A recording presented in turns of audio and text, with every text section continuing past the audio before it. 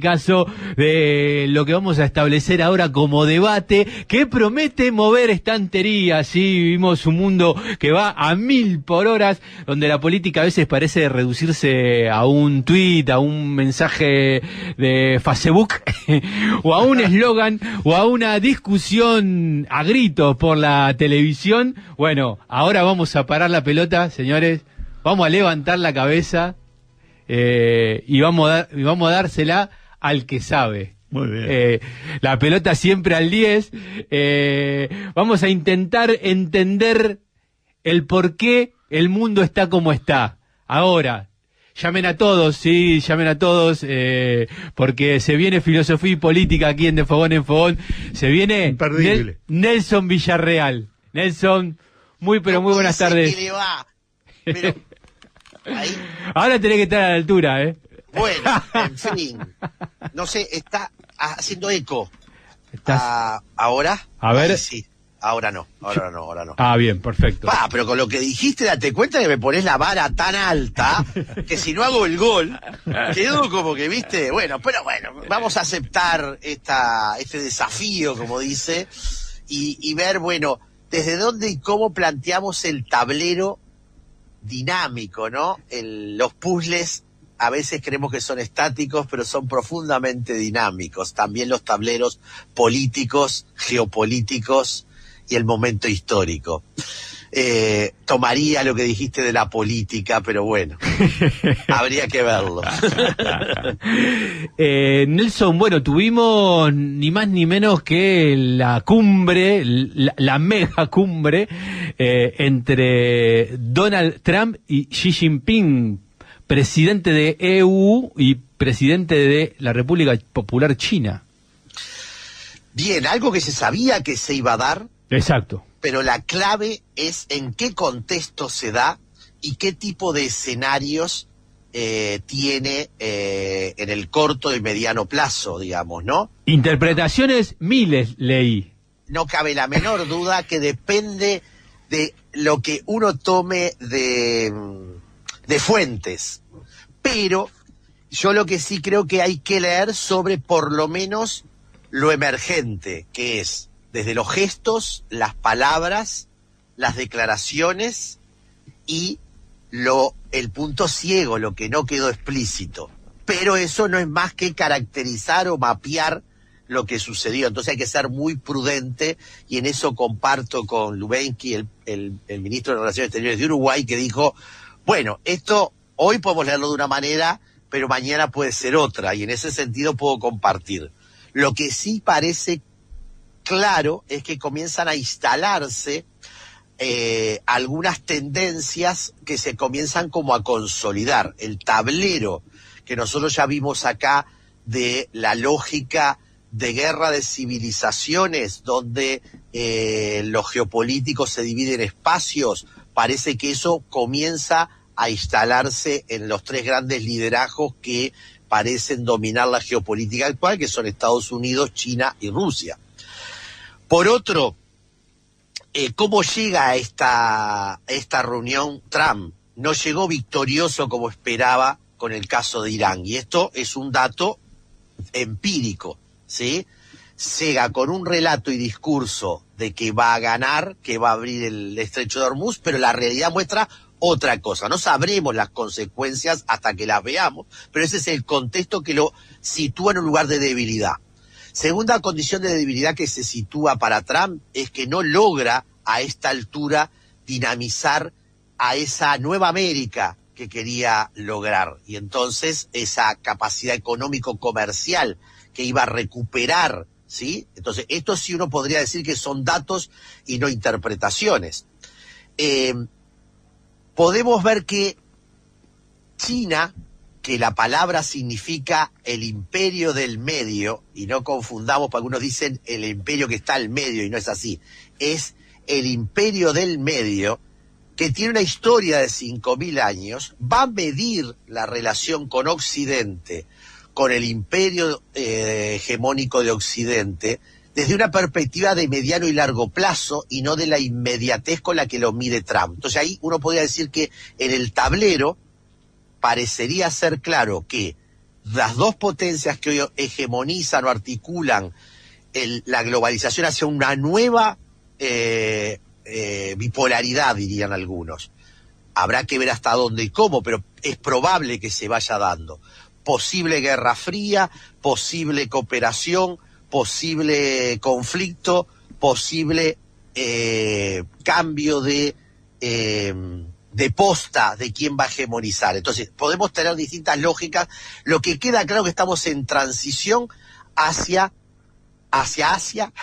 China es la que está hegemonizando y el propio Xi Jinping le va a dejar claro, no solo en los gestos, en las declaraciones, quién marcaba la agenda. Y la marca China, y esto no es una interpretación, parece claro. Hasta dónde ese marcar agenda tiene un impacto inmediato, mediato, a largo plazo, habrá que ver. Explícitamente le habla de la guerra, de ese concepto de alguna manera que en ciencia política es clave, ¿no? Que es la famosa trampa de Tucídides, ¿no? O sea, que instala esta idea de que una potencia emergente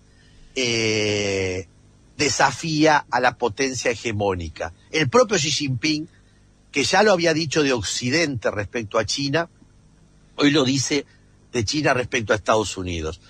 ¿Y por qué esto es importante? Porque esto alude a la historia griega, donde Atenas va a ser esa potencia emergente donde Esparta se va a ver desafiada. Y dicen los historiadores y los geopolíticos que de 16 casos en la historia, 12 terminaron en guerra. Por tanto, queda claro que uno de los escenarios posibles es que China y Estados Unidos se estén acercando a un conflicto no resoluble o a un conflicto negociable. ¿Y cuáles entonces son los puntos claves? Para China, que fue determinante, es el tema de Taiwán. Es decir, que no sea considerada Taiwán una nación, un país, sino es una provincia, y donde Estados Unidos le siga proveyendo de armas o lo que sea, le dejó muy claro a Xi Jinping que eso va a ser el quiebre. Y le dice, vamos a darnos un tiempo, ¿sí? Y el propio Trump no termina ni siquiera nombrando. Para Estados Unidos, la relación entre Irán y China es clave, y entonces, bueno, ¿cómo lo hace aliado a China Trump para que pueda resolverse ese conflicto? Entonces podemos desagregar distintos temas. Lo que sí queda claro, a mi entender, digamos, y está todo bajo cierta interpretación, pero sí podemos caracterizar que si Xi Jinping marcó la agenda, marcó el terreno, pensemos que la semana que viene recibe a Putin, es decir, está haciendo el imperio del centro, es decir, aquel que logra comenzar a articular esta nueva etapa de la globalización, que tiene algunas características que ya estamos viendo. El capitalismo se va desembarazando o se va distanciando de la tradición democrática liberal en Occidente. Toda forma de capitalismo queda expreso que es economía política autoritaria. Y esto es importante porque tú estabas diciendo al comienzo, ¿qué es la política? La política es el ejercicio de la negociación, el ejercicio, ¿no? Se cumplieron ahora unos días de recordar la muerte del Pepe Mujica, que hablaba de la política como el arte de la negociación. Bueno, queda claro que la política pasa a un segundo plano y queda explícita la economía política como expresión de desarrollo de fuerzas productivas, y quién guía este desarrollo de las fuerzas productivas, diría Marx. Y China demostró que ese capitalismo manejado por el Estado puede generar una política de planificación. ¿Se va a presentar Trump con quién? ¿Con los políticos? ¿Con los senadores? ¿Con los parlamentarios? ¿Con la estructura cultural? No, se presenta con los CEO de las 12 empresas más importantes que tiene Occidente, con el tecnofeudalismo, que va a reconocer de alguna manera el liderazgo comercial, tecnológico, de desarrollo que China está mostrando. Si van a haber dos modelos, el modelo occidental capitalista llano liberal, que tiende a ser autoritario, y el modelo autoritario capitalista dirigido por el Partido Comunista Chino, puede ser que uno diría, eso todavía está en danza, y cuál es el tercer excluido en todo esto, porque Uruguay, país pequeño, quiere medirse desde América Latina, vemos a Brasil, a Colombia, a México, quieren apelar a lo mismo, a la idea de un tercer excluido de esa lógica. Pero bien, el saldo de este encuentro es que se dio tiempo a este proceso de transición encuadrando la amortiguación de los conflictos para poder manejarlos de tal forma que sean beneficiosos para ambas partes, es lo declarativo. En el mediano y largo plazo parecería ser que quien se va a terminar beneficiando es China, y Estados Unidos está como negociando la caída de un imperio para no perder un posicionamiento en ese nuevo escenario global, ¿sí? Es interesante porque varias cuestiones que he leído y muestran, yo estuve en Beijing en el año 2018, y es real que cada actitud, gesto, palabra es medido en la cultura china. Y entonces si uno lee los lugares, las formas, el desde dónde le habló Xi Jinping a Trump, y de donde pareció en forma díscola Trump actuar, se diría de que en el mediano y largo plazo se está asentando la hegemonía de China, ¿sí? Y no creo que esté arriesgando demasiado con esto. Si esa forma va a agudizar formas autoritarias, va a habilitar a formas de ejercer la política mucho más democrática en algunos aspectos, no sabemos, porque todo dependerá no solo del tercer excluido, sino hacia dónde esos procesos se den. Pero para cerrar este punto, si la centralidad está en la economía política, un siglo de comparación muestra cómo emergió y se situó Estados Unidos y cómo se termina situando China, ¿no? Que tiene como objetivo el año 2048, los 100 años de la Revolución China, en el cual poder mostrar que China vuelve a ser lo que era durante milenios, porque hubo un siglo, del siglo XIX a 1948, que Occidente había sumido, esclavizado y utilizado a China. Entonces, si todo esto de alguna manera sigue cuajando como parecería ser, de una manera muy unilineal, bastante digamos poco integral, como en Occidente críticamente nos ha gustado entender las cosas, vamos sí a un mundo mucho más digamos manejado por un panóptico que puede ser el de Occidente en cómo está dado hoy, o cómo China lo está planteando. Y entonces este horizonte es complejo, porque uno de los grandes acuerdos tiene que ver cómo se va a manejar la inteligencia artificial, cómo se va a manejar el abordaje no solo de lo comercial y los bienes que se requieren para sostener este equilibrio. Da para mucho este encuentro entre Trump y Xi Jinping, porque podríamos profundizar lo que se llama el ascenso, consolidación de un país como es China, que no necesitó para imponerse en el mundo un solo tiro, mientras que Estados Unidos se impuso durante casi un siglo a los tiros. Pero pareció mostrar esa llegada de Trump a China lo que muchos analistas hablaban a principios del siglo XX, los norteamericanos eran brutos con plata. Llegaron nuevamente a principios del siglo XXI a encontrarse y a dialogar los Estados Unidos con otro pueblo, siendo brutos con plata, porque vimos a todos los que estaban ahí, Estados Unidos, admirados por la cultura, la arquitectura, y lo que China genera y aporta a la humanidad, digamos, ¿no?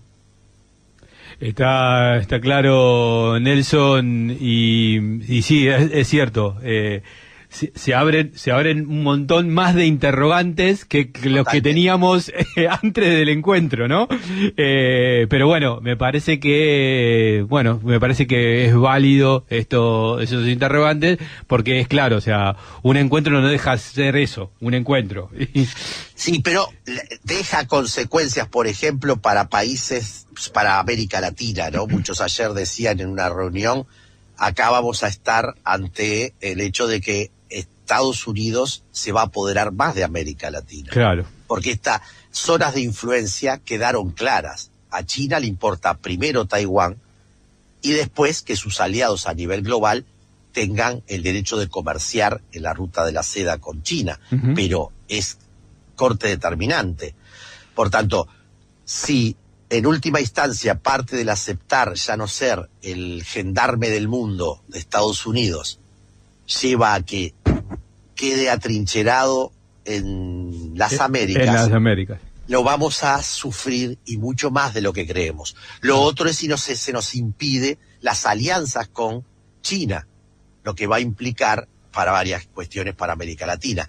A mí me preocuparía en las consecuencias, más que el diálogo, acuerdos o desacuerdos de China y Estados Unidos, lo que está impactando para América Latina. Está claro. Se cumplió, ahí vos mencionaste al pasar, se cumplió un año sin Pepe, estamos hablando hace un año fallecía el expresidente del Uruguay, José Pepe Mujica, y hubo varios recuerdos que tienen que ver con lo internacional, ¿no? Por el reconocimiento a este referente de la política, que nació en Uruguay, pero se convirtió en una suerte de referente mundial, podríamos decir. Totalmente. Y a empezar por una anécdota. Ayer fui a la marcha por la Nakba de Palestina, uh-huh. Y la encargada de negocio de la Embajada de Palestina, que la conozco, me dice, venite a presentar al nuevo embajador de Palestina, Ahmad. Y el nuevo embajador, que básicamente se crió en España, de lo primero que me habla es de Mujica, ¿no? Entonces yo le conté la anécdota que manejando un auto en Medio Oriente, entramos de Israel a Palestina con Cecilia y nos encontramos en un lugar con unos barbudos que hablaban solo árabe y había una foto de Suárez y cuando dije Uruguay, Barça, me dijeron Mujica, ¿no? Es decir, por tanto, Mujica es la expresión, ¿no?, de la identificación. Pero ¿qué fue lo que me devolvió? Dice, le decimos a muchos musulmanes, este es un buen musulmán, cuidado que no se interprete en este contexto, por su coherencia de vida, decía. La coherencia de vida nos generó. Entonces, yo creo que, por un lado, esta idea de alguien que es capaz, e interesantemente, y no traiciono el diálogo que tuve con el embajador que me decía, Pepe Mujica tuvo la altura de no quedar atrapado en la historia, y él decía, nosotros en Medio Oriente tendremos que aprender de no quedar atrapados en la historia para poder encontrar convivencia, ¿no? Me pareció muy interesante, puesto que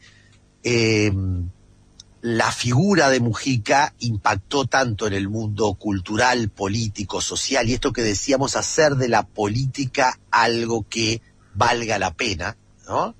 Me parece que tiene un valor sustantivo en el momento actual donde ha sido sustraída la política como algo que vale la pena a ser un instrumento para la dominación o otro tipo de cosas, digamos. Entonces, me parece que ese Mujica que ha trascendido tanto en su mirada respecto al consumo, al ambiente, a la política, al sentido de la vida, ¿no?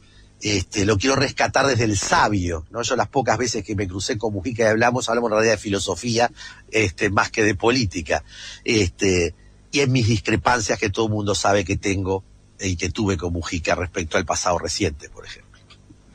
Nos metemos con religión y política para abordar en este caso Brasil, ¿sí? Y te pregunto, ¿hay crecimiento evangélico y eso abordado de las extremas derechas en la juventud? Mira, hoy en la mañana tuvimos un seminario sobre nacionalismo cristiano en Estados Unidos y su impacto en las últimas 3 décadas, donde prende como reguero de pólvora en América Latina y está prendiendo también en España. Pero se está dando un fenómeno bastante fuerte en Brasil, que ya había tenido una andanada de pastores neopentecostales.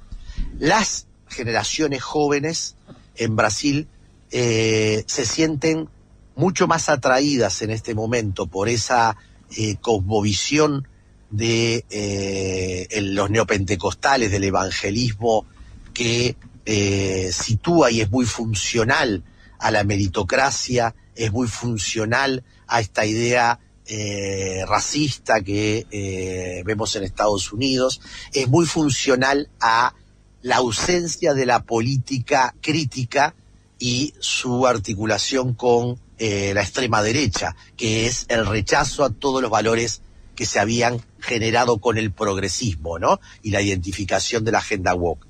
Esa cuestión parece estar adquiriendo un peso en Brasil, en la juventud de Brasil, como está adquiriendo en parte la juventud en Madrid, y por tanto se diría de que este fenómeno que ya hemos analizado va a seguir teniendo consecuencias en las formas de electorales, ¿sí?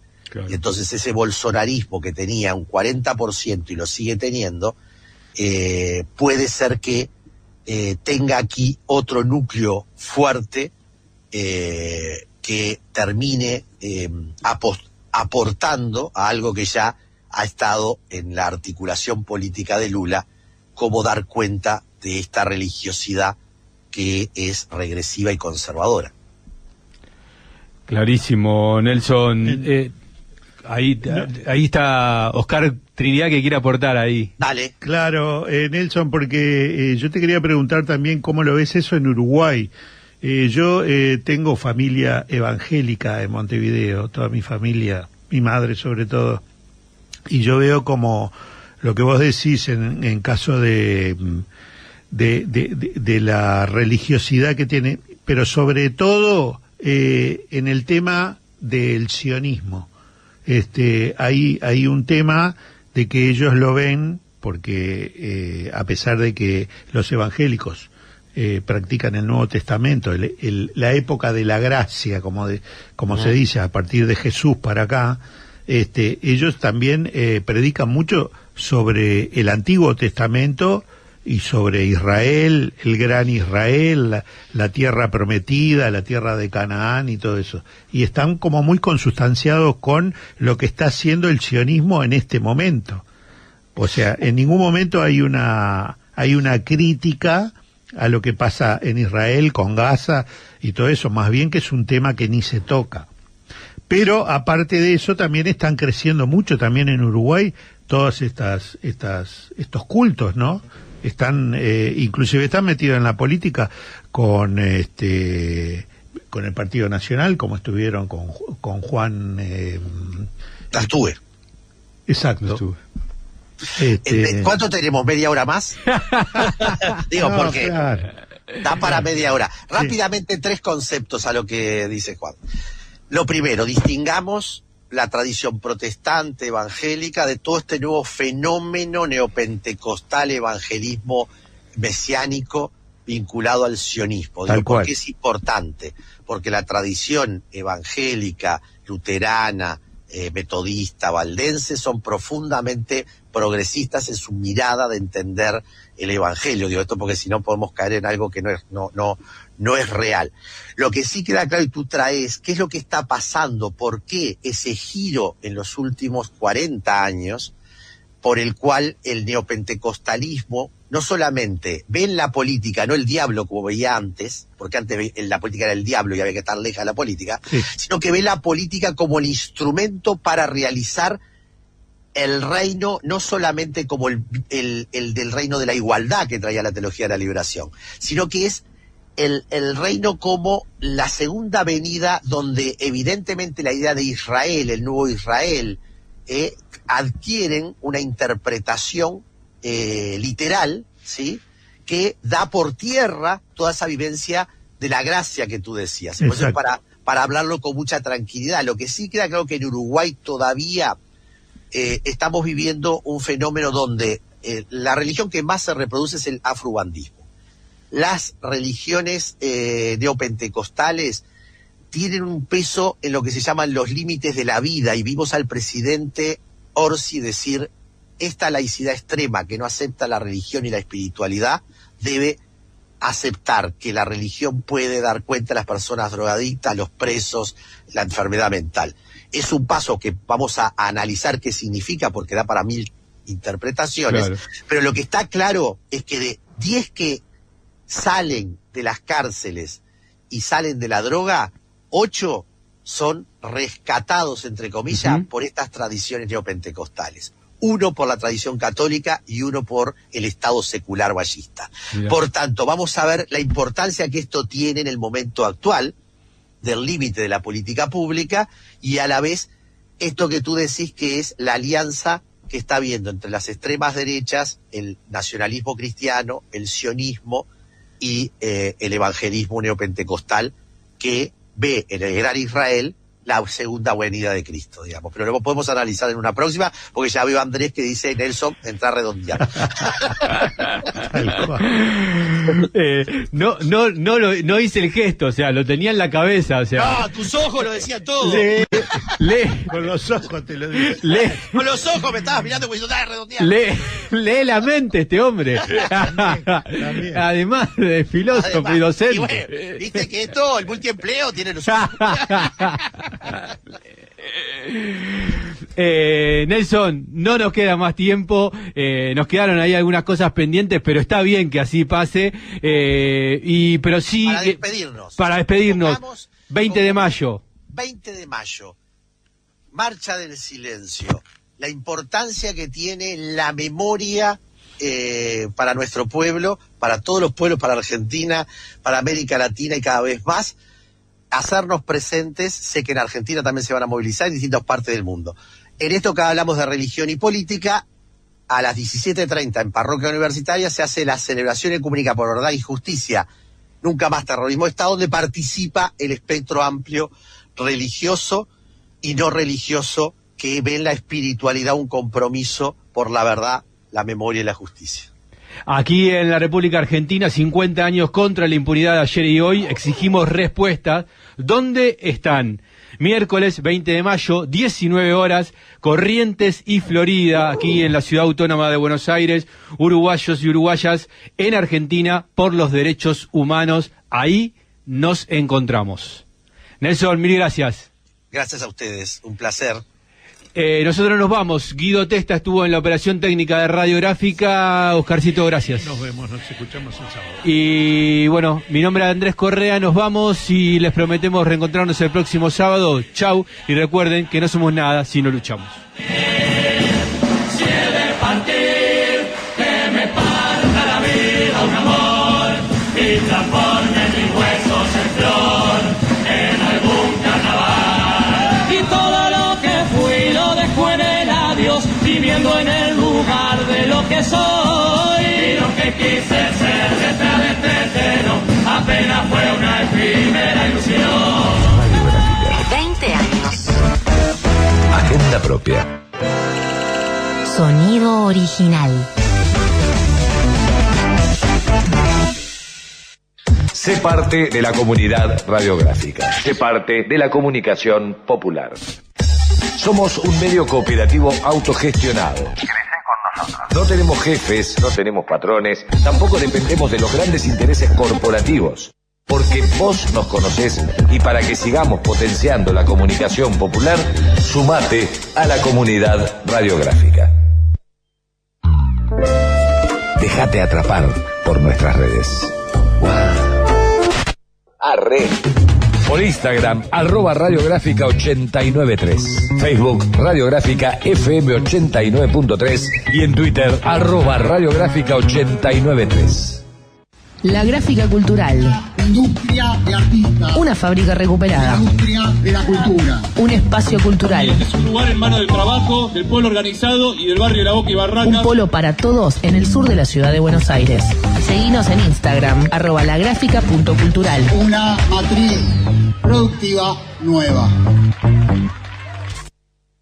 Ya somos más de 50.000 en YouTube. Nos escuchamos, nos vemos desde el pueblo y desde el sur.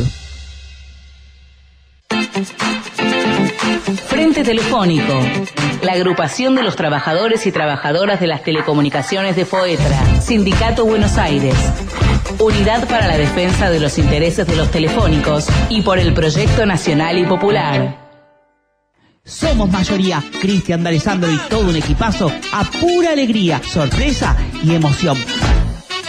Domingos de 10 a 12 por FM 89.3. Radiográfica. Voces Maestras. Voces Maestras. Un programa de docentes del barrio todos los domingos de 8 a 9 por La Gráfica. Un espacio de construcción de unidad. Voces Maestras por Radiográfica. Sumemos. Un programa porteño con una mirada federal. Todos los domingos, 13 horas, con Vivian Elem y Carlos Zaira. La Gráfica y vos. Tu sonido. Nuestro sonido. Hay que reponerlo y revisar. ¿Qué quiere decir hoy reponer el Estado? Soy Lautaro Fernández Elem y esto es El Cafecito. Sin apuro, sin prisa y sin pausa. Charlas, historias. El Cafecito. Acá se imprimía el Diario Sur y tantas otras publicaciones en los talleres gráficos Conforti, talleres gráficos que luego fueron o intentaron ser vaciados y que recuperaron los trabajadores para fundar la todavía vigente, por supuesto, Cooperativa Gráfica Patricios. Y alguien que conoció esa experiencia y sobre todo venía a los talleres, me cuenta fuera del aire y vamos a hacerlo dentro de él, es Juan Carlos Junia, a quien le doy la bienvenida y le agradezco estar acá. Juan Carlos, bienvenido. No, gracias a vos y a tu viejo, estábamos hablando de Gabriel Fernández, por la invitación a estar acá con ustedes. Juan Carlos, ¿en calidad de qué? ¿Cómo era tu trato con los talleres Conforti? Bueno, en realidad yo trabajaba, era gerente y después fui editor responsable del Diario Sur en el año 89-90. En realidad se llamaba Nuevo Sur, pero el nuevo era chiquitito y se conocía como Diario Sur, que tuvo una vida de 2 años. Bien, veníamos a imprimir el diario. Eso quiere decir que veníamos a la 1 de la mañana, 1:30 de la mañana, con las películas, y acá se imprimía. La imprenta era una imprenta importante que venía de ser muy famosa, pero no por nuestras impresiones, sino porque era la que imprimía La Rosa y La Verde. Vos me dirás la Palermo. Claro, La Rosa y La Verde, Palermo. Eso era el voceo. Yo lo digo despacito, pero en realidad los canillas, que eran parte de la vida cotidiana de nuestra ciudad y de todo el país, lo voceaban sábado y domingo por todos lados, y era el cuadernillo sobre el turf, ¿no? Que era obviamente un deporte muy popular. Ese Conforti inventó La Rosa y La Verde, y bueno, según se decía, hizo mucha plata ese hombre con ese producto. Bueno, después tuvo otras vicisitudes, la imprenta. Yo la conocí cuando todavía tenía sus impresoras. Lo llegué a conocer a ese Conforti. Después conocí a quienes lo sucedieron en la imprenta. Bueno, la cuestión es que vine, qué sé yo, 1 año entero, un poco más, casi todas las noches, a traer y ver la impresión del Diario Sur, ¿no? Al cierre. Sí, al cierre, sí. Una gran referencia los talleres Conforti para muchas publicaciones. Creo que Página incluso se llevó a imprimir acá, revistas, después obviamente libros y revistas editoriales de distinto tipo. Obviamente quienes estamos aquí en la radiográfica conocemos